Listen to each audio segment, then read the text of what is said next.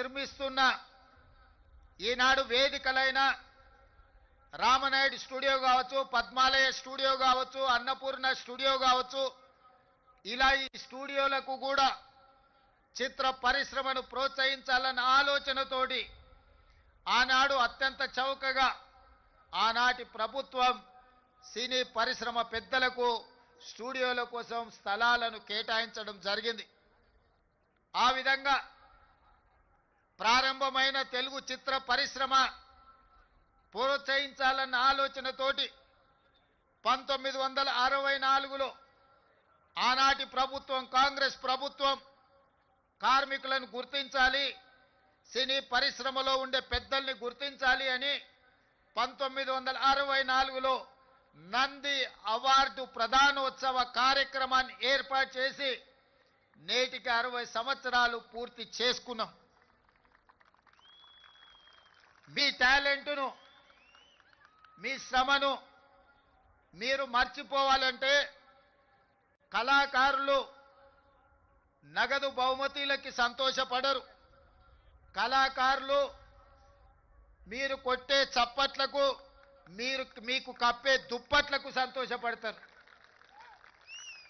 ఎంత సంపాదించడమని కాదు, ప్రేక్షకులు మీ యొక్క ప్రయత్నాన్ని చూసి ప్రేక్షకులు కొట్టే చప్పట్లను, సన్మానం చేసే వాళ్ళు కప్పే దుప్పట్లను చూసి సినీ కార్మికులు సంతోషపడి వాళ్ళ కష్టాన్ని మర్చిపోయి రాత్రింబగళ్ళు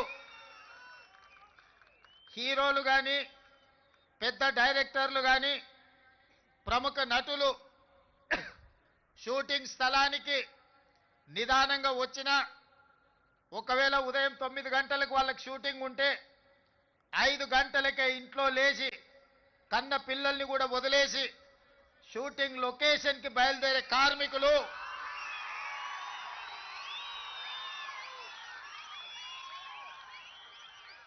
తెల్లవారక ముందే, కోడి కూయక ముందే కన్న పిల్లల్ని చూసుకున్నా చూసుకోకపోయినా నిబద్ధతతో, బాధ్యతతో చిత్ర పరిశ్రమకు అహర్నిశలు కృషి చేసి రాత్రి 9 గంటల వరకు షూటింగ్ ఉంటే 9 గంటలకే మీ పని అయిపోదు.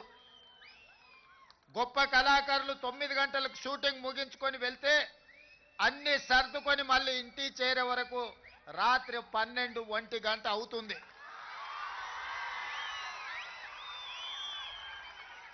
నాకు తెలిసి కొంతమంది తల్లిదండ్రులు వాళ్ళ పిల్లలు బాల్య వ్యవస్థలో ఉన్నప్పుడు తండ్రులను ఒకసారి గుర్తుపట్టని పరిస్థితులు, వాళ్ళు మేల్కొన్నప్పుడు మీరు పనిలో ఉంటారు, వాళ్ళు నిద్రపోతున్నప్పుడు మీరు ఇంటికి వస్తుంటారు.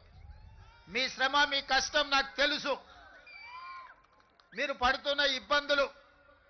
ఈరోజు నాకు హోదా ఉండొచ్చు, దేవుడు గొప్ప అవకాశం ఇచ్చుండొచ్చు ముఖ్యమంత్రిగా, కానీ కార్మికుల యొక్క కష్టాలు తెలవనంతగా అధికారం నా కళ్ళు మూసుకుపోలేదు. అధికారంతో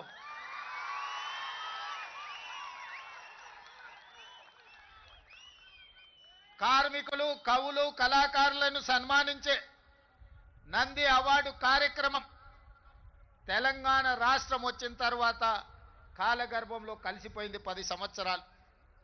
మళ్ళీ రెండవ తెలంగాణ రాష్ట్ర ముఖ్యమంత్రిగా నేను బాధ్యతలు చేపట్టిన తర్వాత మీతో ఒక సత్సంబంధాలు ఏర్పరచుకోవాలి, మీ సమస్యల్ని తెలుసుకోవాలని మిత్రుడు నిర్మాత దిల్ రాజు గారిని ఫిలిం డెవలప్మెంట్ కార్పొరేషన్ చైర్మన్ గా, తను కూడా గ్రామీణ ప్రాంతం నుంచి కష్టపడి పైకి వచ్చినవాడు, కార్మికుల కష్టాలు తెలుసుకొని రాష్ట్ర ప్రభుత్వానికి వారధిగా ప్రయత్నం చేస్తాడు, వారధిగా ఉంటాడు అని వారిని నియమించడం జరిగింది.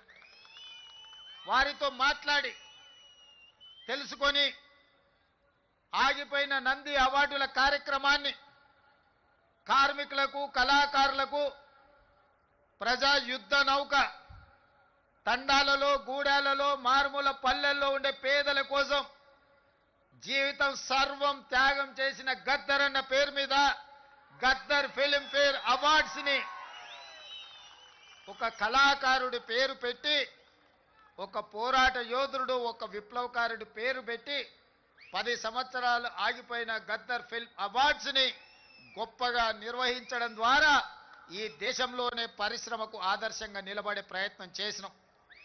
మిత్రులారా, ఆనాడు మీ శ్రమతో